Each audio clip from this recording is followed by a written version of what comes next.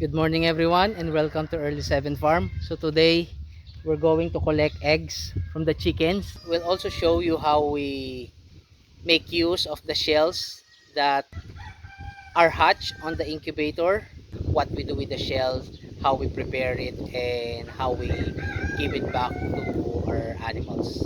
We have gathered some eggs from the chicken coop. So this is my breeder house where I have Astrolorps, Rhode Island Red, Splash Orpingtons, and Silkies. I got half tray of eggs, but we already have gathered 2 trays. So what we do is gather eggs daily. And as you can see, you cannot really do something about some eggs are cracked, some are broken.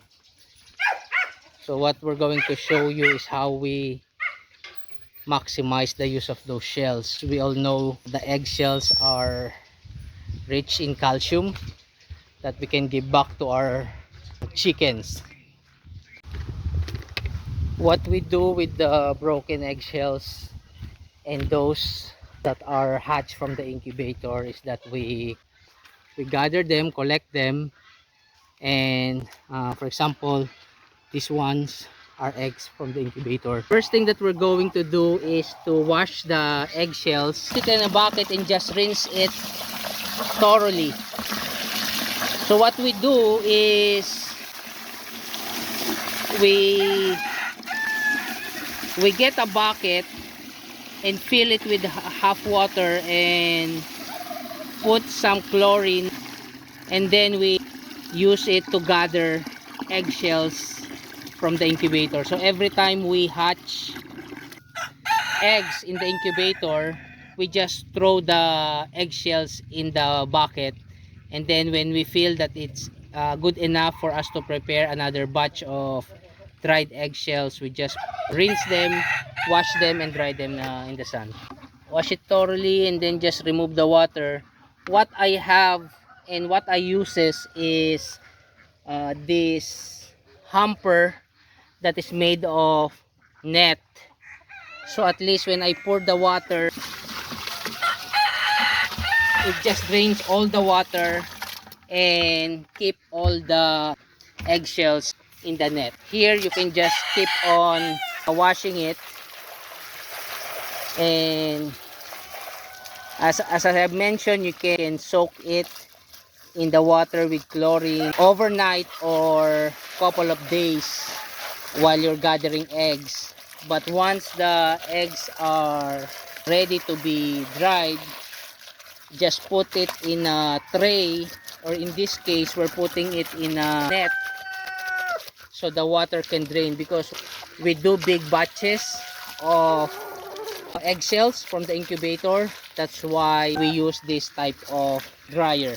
As soon as you rinse all of it, you can put it in any flat surface that is directly under the sun.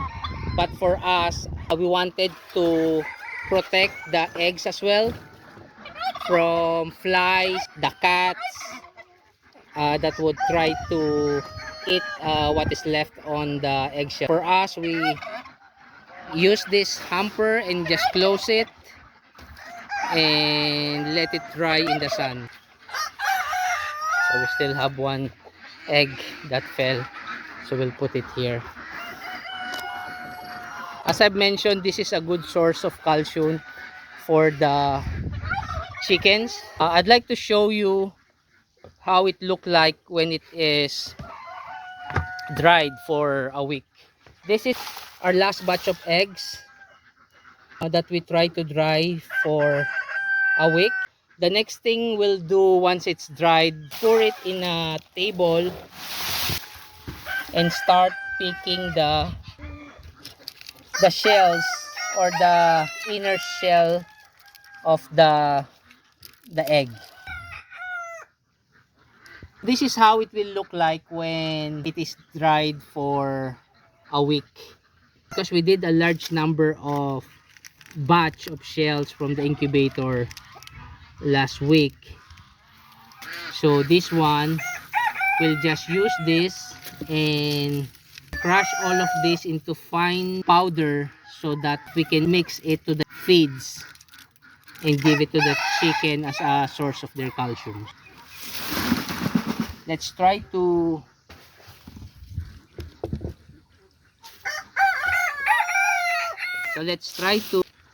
do some of this. We will find the layer of the eggs, that the thin layer inside the eggs that is also dried up. You can choose to remove this, but for us we choose to include it in our chicken feeds. Let's try a small portion and turn it into powder. We have this small portion here. Just you can do it by hand, just crushing it until you got a good amount of fine flakes of shells.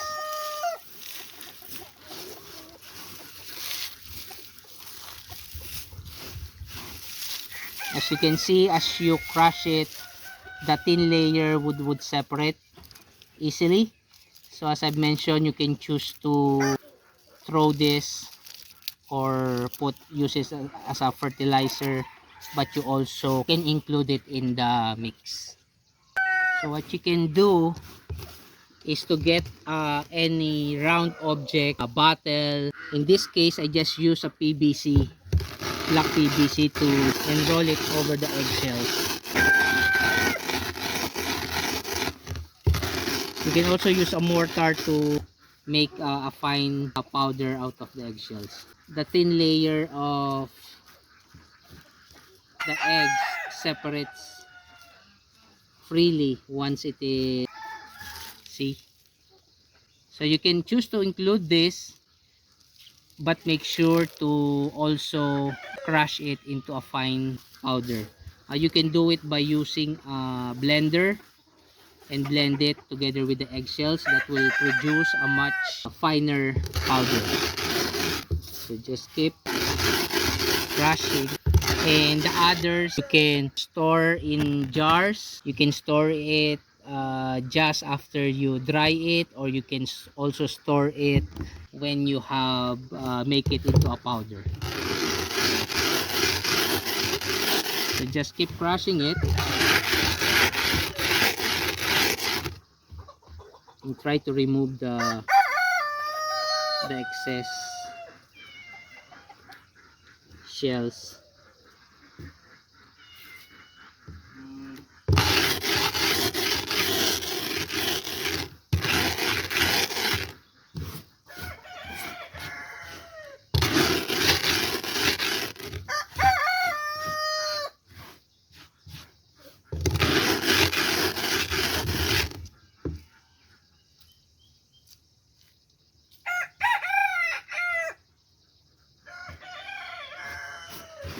See how fine the eggshells now? If you put it in a blender, it will be more finely crushed. Once this is already in a powder form, you can mix it with the chicken feeds, the turkey feeds, the duck feeds. Especially for those breeders that are laying regularly, they need calcium to supplement their body so they can produce eggs that have strong shells. Some say that you need to regulate how much you give or how much you mix of these eggshells to your feeds, because your eggs will be hard, that when you incubate them, the chicks will have a hard time hatching. But for me, I haven't had those experience yet of chickens having a hard time or eggs having a hard time hatching. This is the powder form. You can choose to crush it more, but I think this is already good. And what we're going to do is mix it in a bucket of feeds, give some to the chickens. Let me get a bucket of feeds. that we can use to mix, and then we'll mix all of what we have crushed and put it here. Okay, so this one we'll just pick it up and put it together with the feed. So just pick it all up and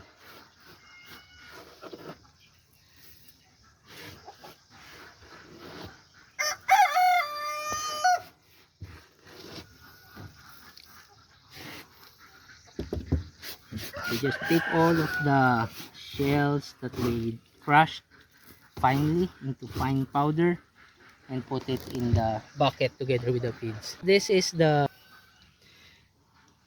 chicken feeds that we mix the eggshells with. So we just mix it thoroughly.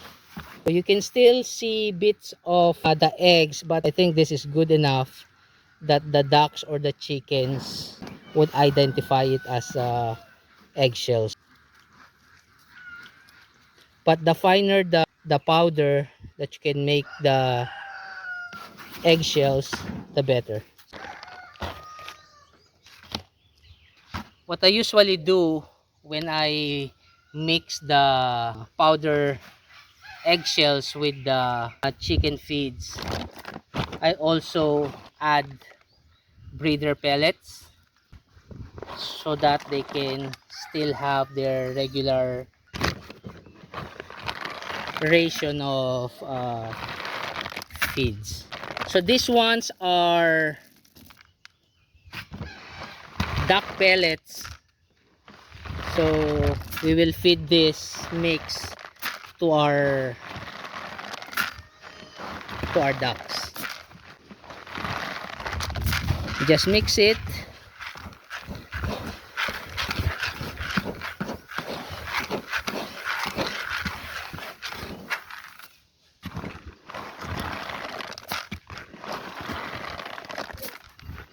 Again, if you're making a batch for the chickens, of course you will use the chicken pellets. So let's try to feed the ducks with the mix that we have. So as you can see, the shells that we put here will dry. Assuming you have a good batch of eggs, you can keep it drying under the sun in 2 to 3 days. And of course you have to cover it every night because you don't want when it rains, we don't want it to get wet because we want it to be as dry as possible. Here are my ducks.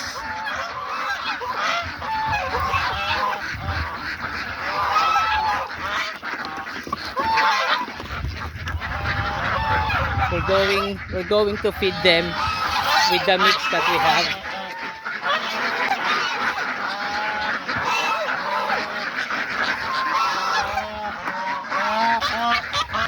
We just prepare this feeder that they have, and we'll just pour it here.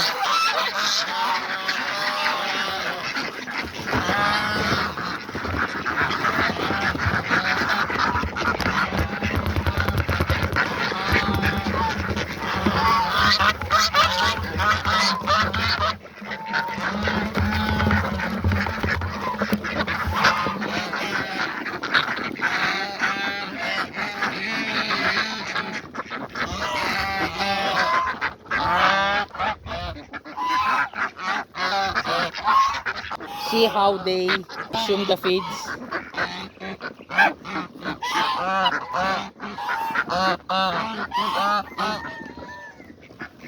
And we also put some on our automatic feeder.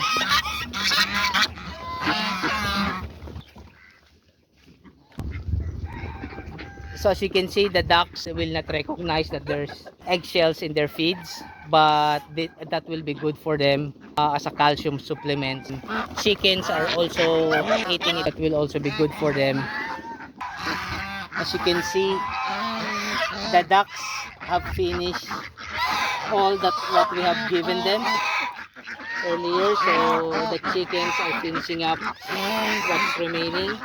If you like this type of content and this gives you ideas to do it yourselves in your backyard or in your farm, please don't forget to share, like, and subscribe our channel to your friends and relatives.